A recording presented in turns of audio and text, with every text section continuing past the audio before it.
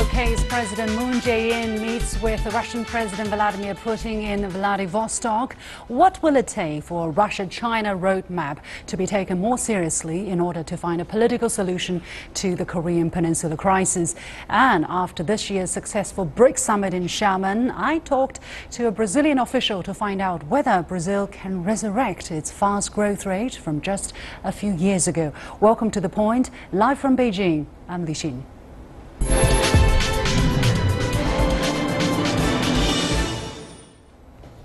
The president of the ROK Moon Jae-in is paying a visit to Russia for a summit with his Russian counterpart Vladimir Putin and other heads of state during an East Asian Economic Forum. Shortly after his arrival, Moon held talks with Putin on the DPRK's latest nuclear test. Russia expressed full support for ROK's effort in resolving the crisis. However, Putin reacted coolly to Moon's agreement with the Japanese Prime Minister Shinzo Abe a day earlier to pursue more UN sanctions, calling it a road to nowhere. So what is the Russian formula or Russian-China formula for dealing with Pyongyang? How it's perceived? Is it likely to make a real difference? And when the US is talking about the possibility of selling substantially increased amount of highly sophisticated military equipments to the ROK and Japan, how will ROK-Russia ties be impacted? I'm pleased to be joined from Boston by Professor Sun Yun Lee, the Kim Koo-Korea Foundation Professor of Korean Studies at the Fletcher School at Tufts University. Professor Lee, thank you very much for joining us.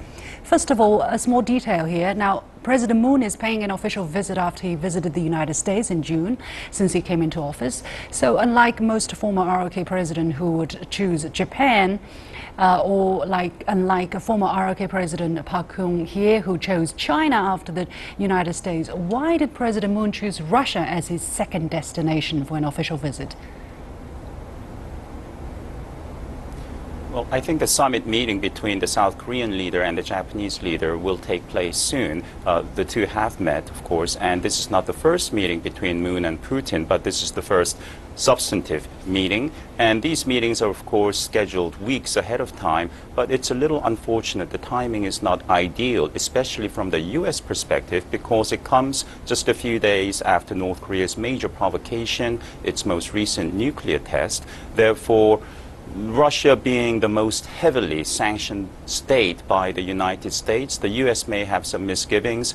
Are South Koreans colluding with the Russians? Will they return to negotiations and give more concessions, abiding by Russia's proposal to settle for a freeze on North Korea's nuclear weapons programs and missile tests, and in return, a freeze on the joint military exercises between the South Koreans and the Americans? So the timing is not ideal, but it's bound to happen, and this is sort of a getting to know meeting between the two leaders. How important? Getting to know you meeting. Yes, how important is Russia to ROK?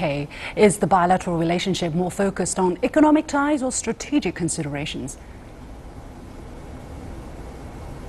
Both. Russia will forever be important to the ROK because when you look at the geographical reality, Korea is small, South Korea is small, North Korea is small, but North Korea, by virtue of its threat capability, is able to punch above its weight class. It's quite influential in the region, commensurate with its economic size and its territorial size and population size. South Korea is a model success story in terms of modern nation building, yet it's surrounded by overwhelmingly bigger neighbors. The Russian influence in the Korean Peninsula vis-à-vis both North Korea and South Korea has waned since the end of the Cold War, but periodically we've seen efforts by especially Mr. Putin to reassert himself, to reassert Russia in the Korean world. Putin met with Kim Jong-il, the father of the current leader, in 2001 and issued a joint statement in August 2001 which called for the immediate withdrawal of U.S. troops from South Korea.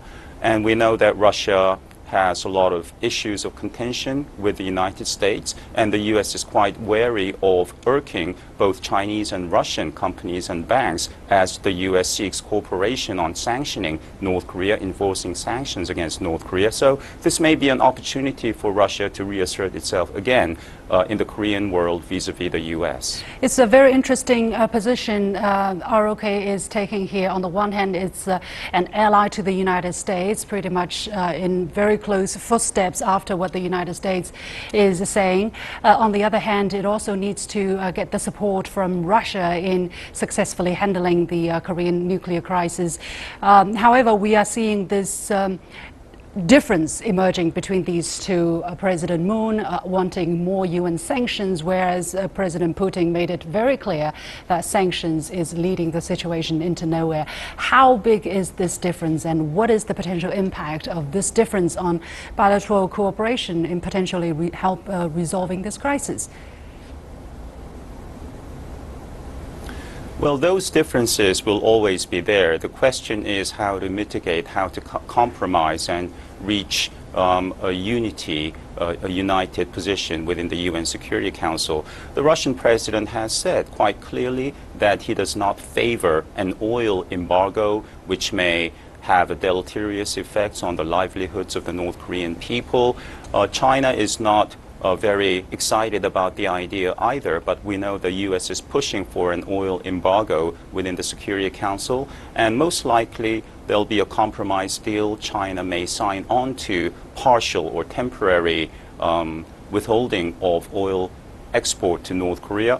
The question is for how long, and after that decent interval, will North Korea go back to its own ways of provocations? And some are expecting North Korea to resort to a major provocation even in the coming days on the eve of a major national holiday, September 9th, Nation Founding Day. North Korea may issue more bluster, of course, but also follow it up with a nuclear test or an ICBM test again, or a submarine-launched missile test in the direction of Guam. So these are the major headlines that will be splashed across the Two points I would like to make here. First of all, we have seen repeated sanctions. Basically, the reason why Russian President Putin says sanctions is a road that leads to nowhere, because we have seen with sanctions, you just don't bring people down to their knees. Basically, you would embolden their pursuit of greater deterrence against any outside power.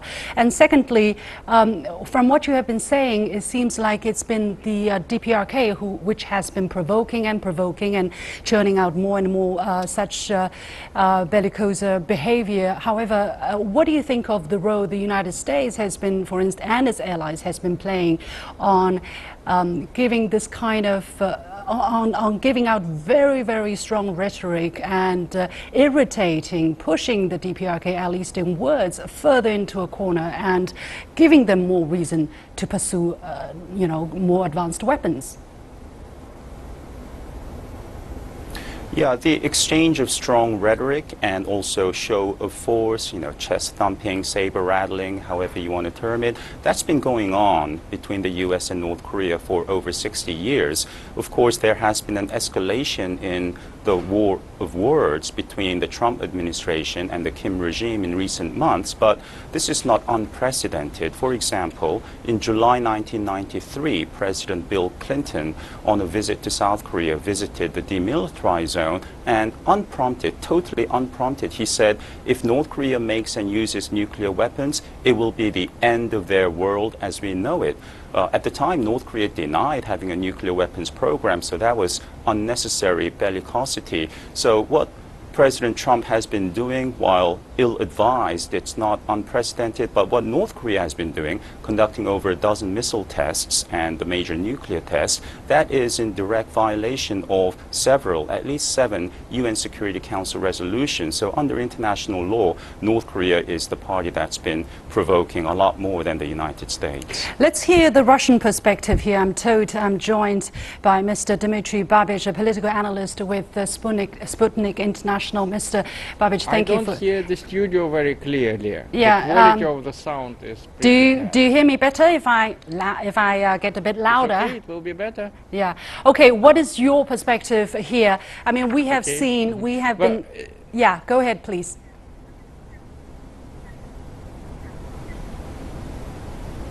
Do you hear me,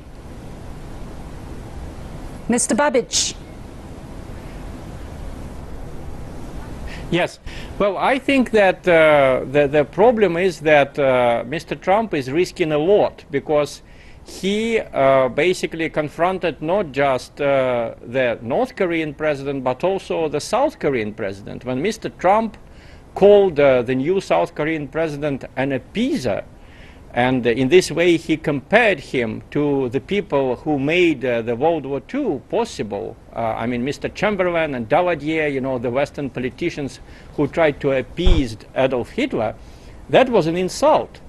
And the South Korean president responded by, you know, the phrase that we have heard quoted by all the news agencies, that South Korea will not allow another war on the Korean Peninsula. In that sense, the position of the South Korean president coincides with the position of Russia and China, because Russia and China keep saying the same thing. We can't afford another war in Korea. The war is not a solution for us. Mm-hmm. So in this situation, Mr. Trump becomes isolated. Mm-hmm. Well, how do you look at the difference, however, here we have been talking about between the ROK president and Russian president about whether to pursue further UN sanctions? How do you look at that difference? And by the way, how could the countries in the region speak with one voice instead of you say this, I say that? Well, Russia and China both supported sanctions against North Korea, and this was a responsible approach because we are all against nuclear proliferation. We are all against militaristic posturing. However, both Russia and China have been repeating it for many years, that it was the policy of the West that was one of the main reasons for the current crisis. The North Korean leaders, you know, they see the example of Saddam Hussein, they see the example of Colonel Gaddafi, who didn't get the weapons of mass destruction in time to protect themselves. So in this situation, they see what happened to Gaddafi, they see what happened to Hussein, and in this situation, the North Korean president simply doesn't have a lot of arguments for him to change his position. Well, Russia and China are trying to add these arguments. They have been imposing sanctions on North Korea. They have been telling the North Korean leadership that we do not accept the North Korean nuclear program. However, it is not so easy for Russia and China to undo in a matter of weeks something that the Western powers have been preparing for decades. Yeah, Professor Lee, yeah, time is running out. Professor Lee, 20 seconds, very quick response to what Mr. Babic was saying just now. There's a lot of misunderstanding about sanctions. Sanctions, like domestic law enforcement, takes a lot of time and effort to enforce. They don't just produce results right away. Sanctions are not a magic wand, and no country, including the US, has ever really enforced sanctions against North Korea. It's a legitimate tool of foreign policy under international law. Okay. And you know, nation states have to enforce sanctions. Yeah, we Security have Council resolutions are not self-executing. Nation states have to execute them. We are running out of time. Well, China is also imposing sanctions on the DPRK as a result of the collective agreement of the UN Security Council. By the way, I think you know, sanctions all these years against Iran never achieved the result, that dialogue that a couple of years of negotiations have been able to achieve. However, because of the US behavior, we, you know, might see things going back for a little bit in the near future. Anyway, we have to leave it there. Professor Sung Yoon Lee, the Kimco Korea Foundation Professor of Korean Studies at Tufts University, and Dmitry Babish, a political analyst at Sputnik International. My point here, it appears to me that since President Trump came into power, the situation on the Korean Peninsula has taken a marked turn for the worse. The current administration has not only upheld the hostile attitude of the previous administration, but has also raised hostility against the DPRK to new highs by using all kinds of bellicose rhetoric, as well as flexing military muscles in the region. I do not agree with DPRK having nuclear weapons, but I think in this point I do have some reason here. Now, the DPRK, on the other hand, has also reacted with unprecedented defiance. It has been shown that the DPRK will not succumb to pressure, as against all sanctions, the country is still doing okay and has gone further in its pursuit of nuclear weapons. The US simply does not see that and keeps denying that more pressure will only give the DPRK leadership more reason to acquire nuclear weapons. Exactly why is it so hard to give political solutions a real shot? Well, I guess talks don't sell weapons. With too many vested interests in this, I can't believe I'm the only cynical person to view it this way. You have been watching The Point with me, Liu Xin. I'll be back right after this short break.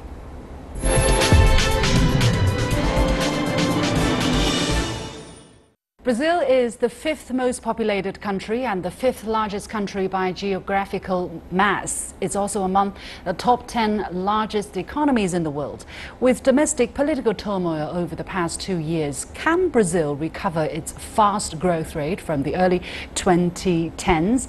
Can the BRICS mechanism play a role in boosting the Brazilian economy?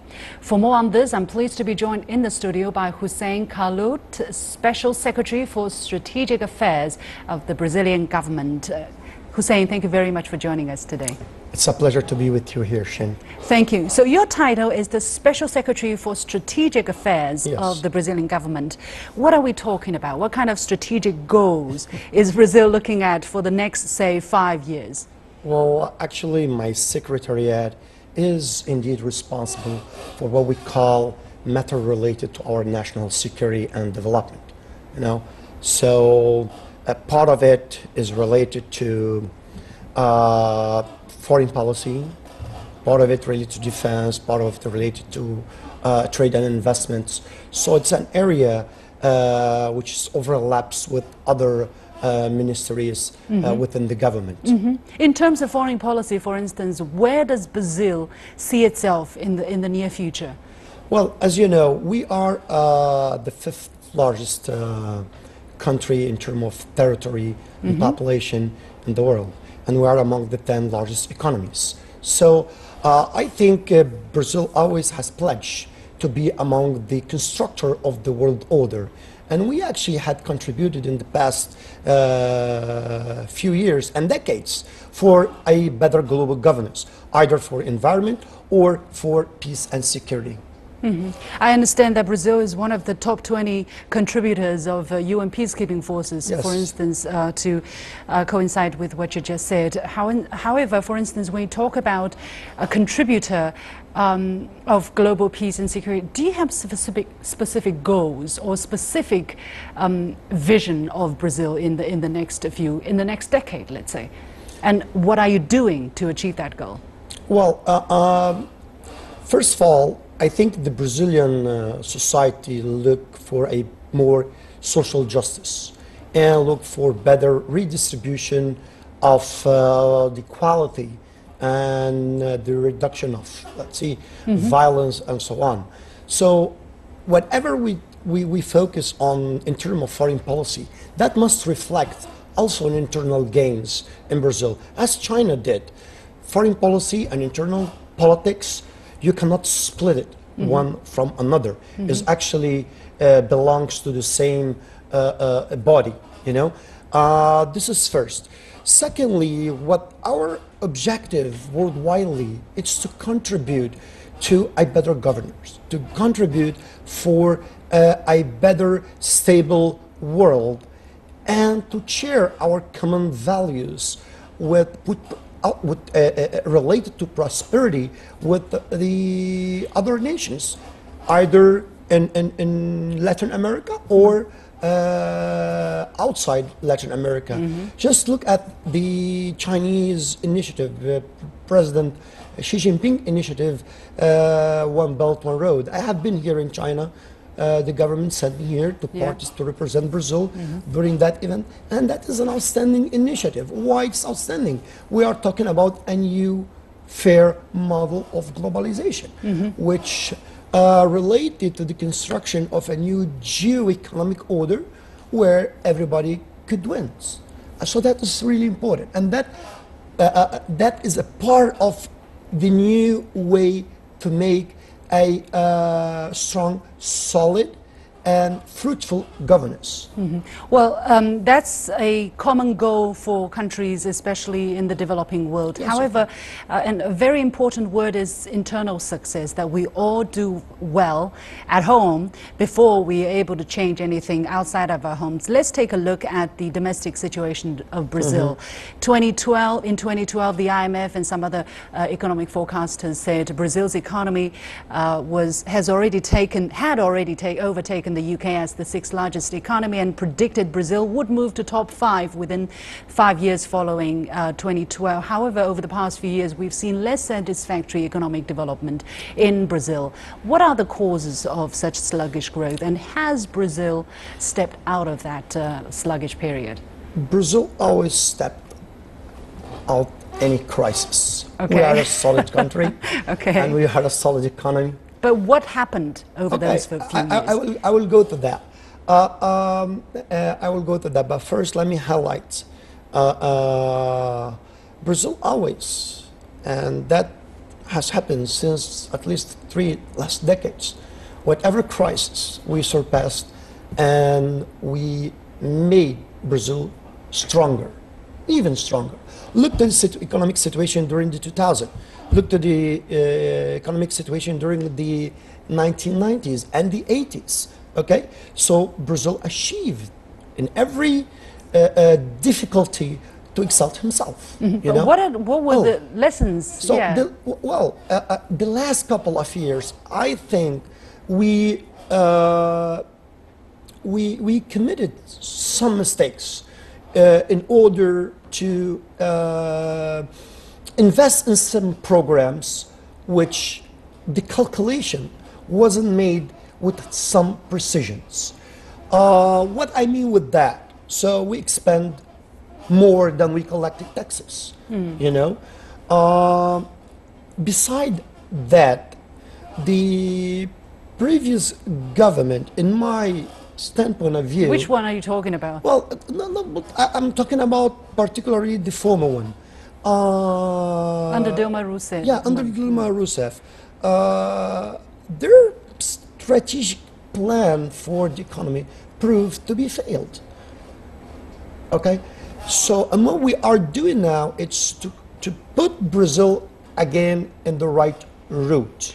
You talked about in a previous interview that Brazil never suffered a major trauma. A trauma usually educates and changes societies. What did you mean? And you cannot man-make traumas, right? So without a trauma, how a Brazilian society can educate and change itself? Well, I think we are getting in a new era, which not only the government but also the citizens are more keen to invest more in science and technology. Education is the key word of whatever development we have to achieve. Without education, without knowledge, we cannot improve ourselves, and we cannot evolve as a nation. And science and technology in this era is crucial. Look to China during the 80s. All numbers, mostly, in a comparison between Brazil and China, Brazil was ahead of China.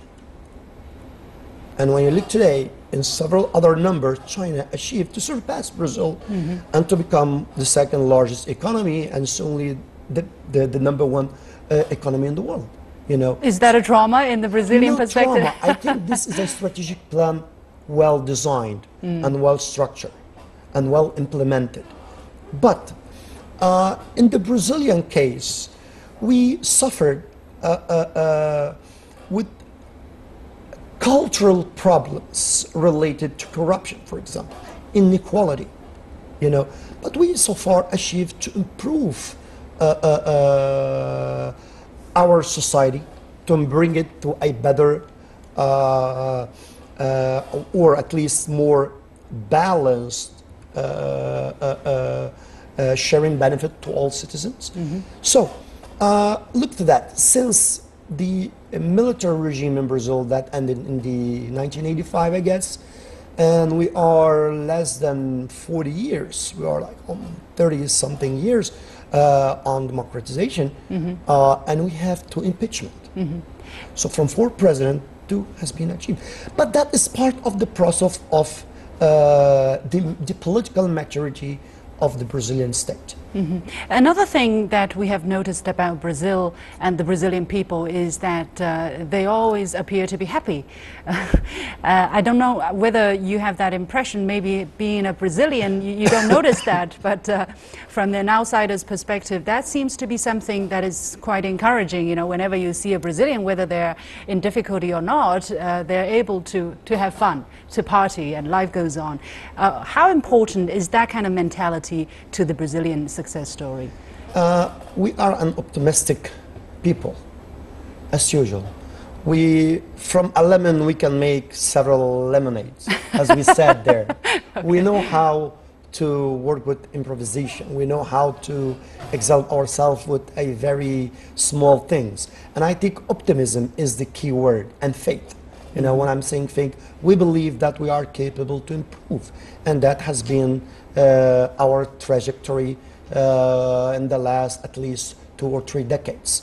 So optimism is a part of the gene of any Brazilian citizens. So with responsibility, of course, but we have to believe in our future, and we have to make our country better to our children's and grandsons. How important is BRICS in that future for Brazil? Well, very good question. BRICS is perceived as a new, institution, which countries in development could share their knowledge.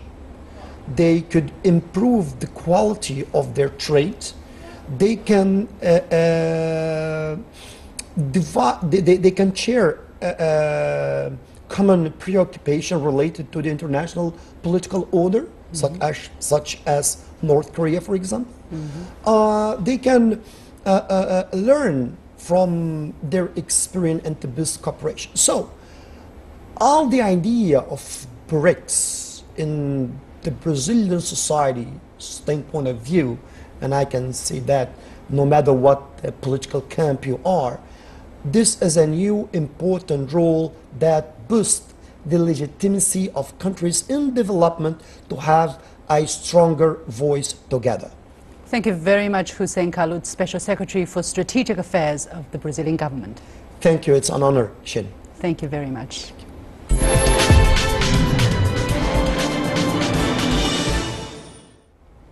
And that's all for this edition of The Point with me, Liu Xin. As always, you can follow us on Twitter or visit our Facebook page using the handle The Point with LX. Download the application called CGTN Live to watch our show on your mobile devices, or go to YouTube and look for CGTN The Point. Thanks for watching. You've got The Point.